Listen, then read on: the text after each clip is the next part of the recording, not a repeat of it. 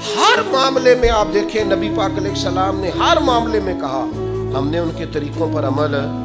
وہ 10 محرم کا روزہ رکھتے تھے, فرمایا تم ایک ساتھ بڑھا لیا کرو, 9 کا رکھ لو یا 11 کو رکھ لو. بلکہ یہاں تک کہ صحیح مسلم میں موجود ہے, یہودیوں نے کہنا شروع کر دیا تھا کہ نبی کریم تو ہر معاملے میں ہماری مخالفت کرنا پسند کرتے, یہ تو ہر معاملے میں الگ چلتے. کیوں؟ ہمارا اپنا کلچر ہے, ہماری اپنی تہذیب ہے, ہمارا اپنا تمدن ہے.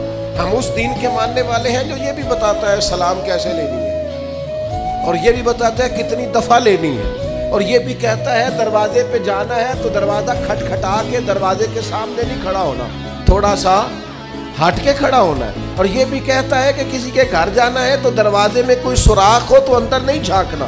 اور یہ بھی بتلاتا ہے کہ 3 دفعہ سے زیادہ دروازہ نہیں کھٹکھٹانا, نہ کھلے تو لوٹ آؤ.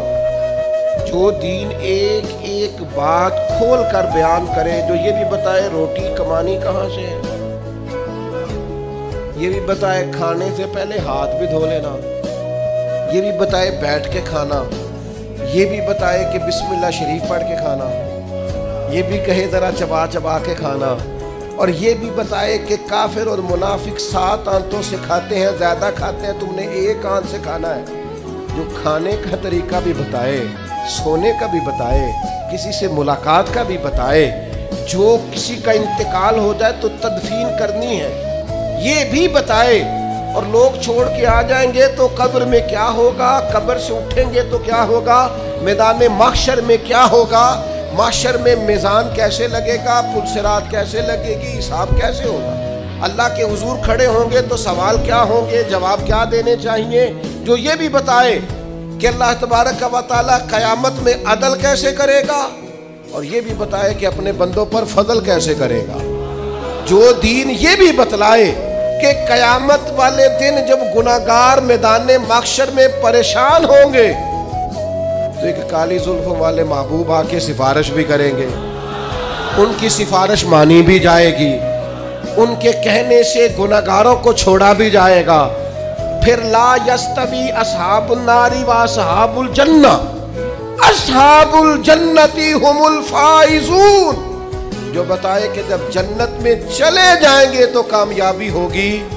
تو جو بچے کے کان میں آذان دینے سے لے کر گھٹی دینے سے لے کر جنت میں جانے تک کا سارا طریقہ جو دین بتائے, پر اس دین کے ماننے والوں کو ادھر ادھر جانے کی دین اجازت دیتا ہے. ہر چیز تمہیں گھر میں بتائی ہے, پھر تھوڑا سا ادھر سے ادھار, تھوڑا سا ادھر سے ادھار. جو فیشن رات کو دیکھ لیا ٹی وی پہ سویرے کر لیا, جو نیا سٹائل آیا وہ چل گیا, جو نیا فیشن آیا وہ. آپ نے ناراض نہیں ہونا, ویسے میں نے اتنے کچے خیالات کے لوگ بھی اپنی زندگی میں دیکھے ہیں جو اس بات پر بحث کر رہے ہیں کہ یہ فیشن جب آیا تھا سب سے پہلے میں نے بنایا.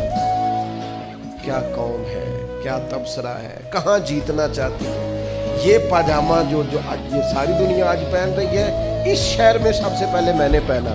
جیت گئے بھائی, جیت گئے, آپ کا انعام بنتا ہے, گولڈ میڈل آپ کو ملنا چاہیے. اتنا بڑا کارنامہ, سب سے پہلے فیشن آپ نے کیا, کمال ہو گئی, حد ہو گئی.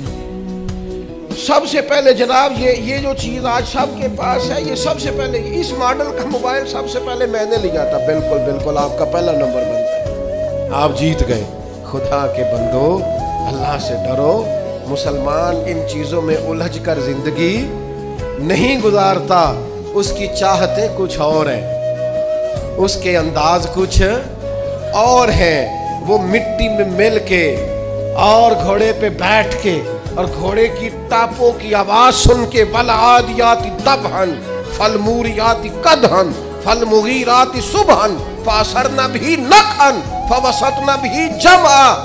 رب کہتا ہے مجھے قسم ہو ان گھوڑوں کی جن پر سوار ہو کر میرے محبوب کے صحابہ میدانوں میں نکلتے ہیں. یہ شان ہے مسلمان, اس میں اندر ولولہ ہوتا ہے, اس کے رنگ کچھ اور ہوتے ہیں, اس کے انداز کچھ اور ہوتے ہیں. وہ مجمع دیکھ کر پریشان نہیں ہو جاتا, اس کو نئی گاڑی مل گئی تو اسے وہ کامیابی نہیں جانتا. وہ تو کہتا ہے کامیابی تو تب ملے گی جب مدینے والے مسکرا کے ملیں گے, جب صبح قیامت کریم کہیں گے آجا میں تجھ سے راضی ہوں.